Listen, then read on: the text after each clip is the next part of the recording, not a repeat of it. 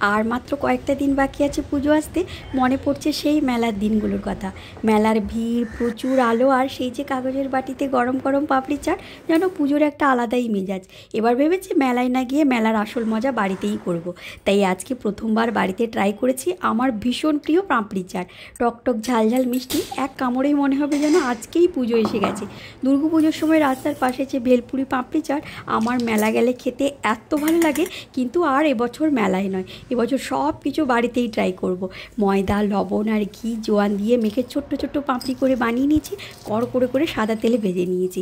এবার তার উপর থেকে সেদ্ধ করে আলু আর সেদ্ধ করা মটর দিয়েছি, সাথে বানিয়েছি গ্রিন চাটনি পুদিনা ধনে পাতা দিয়ে, সাথে আবার তেঁতুলের চাটনিও বানিয়েছি। তেঁতুলের চাটনিটা এত সুন্দর হয়েছিল।